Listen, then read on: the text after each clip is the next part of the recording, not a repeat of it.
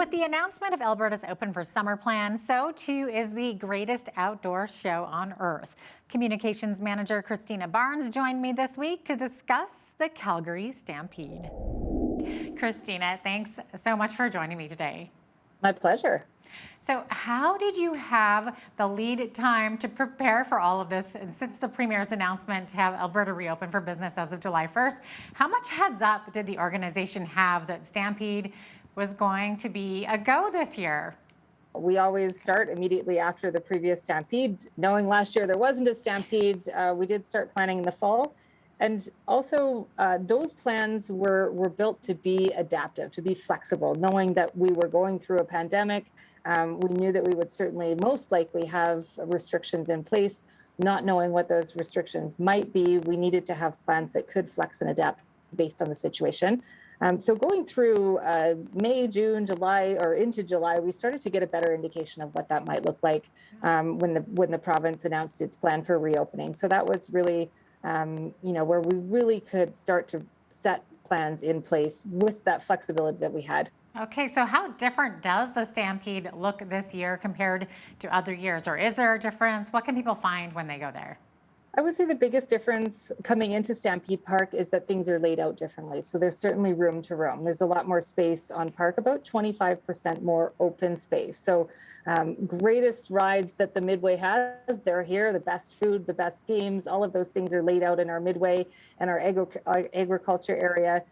They're just laid out a little differently.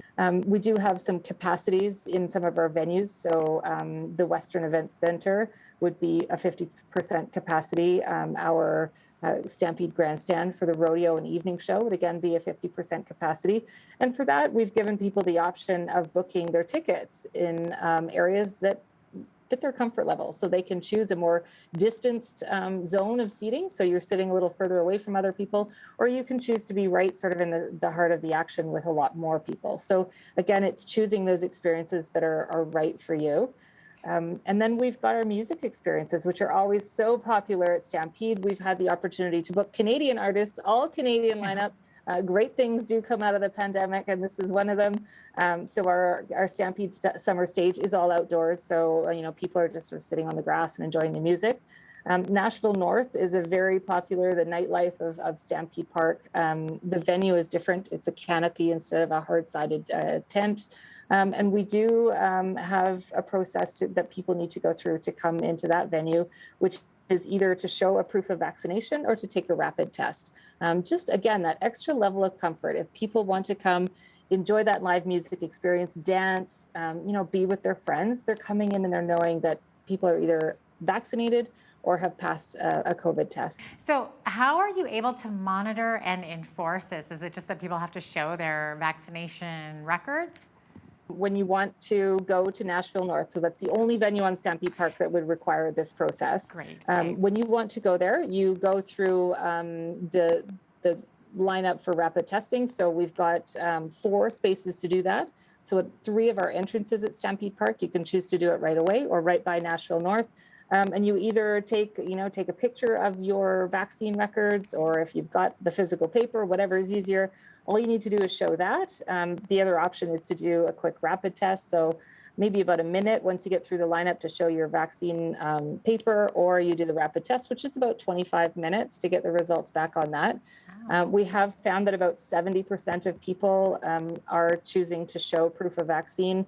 The other 30% are going with that rapid test. And we know Nashville North is a very popular venue, and everyone in the lineup really does seem to understand and appreciate what we're doing, even if it does take a little bit of extra time to go through that process first. How many people are you expecting this year compared to other years? Do you think there will be a difference? Do you think some people are a little hesitant to still come out?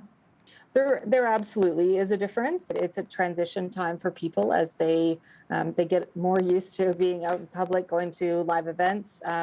We are expecting about half of what we would normally see in an average year. In the past, I think our attendance numbers have been seen as a sign of success. Look how many people came to Stampede Park. But I think for this year, it's look how many people had an amazing time at Stampede Park.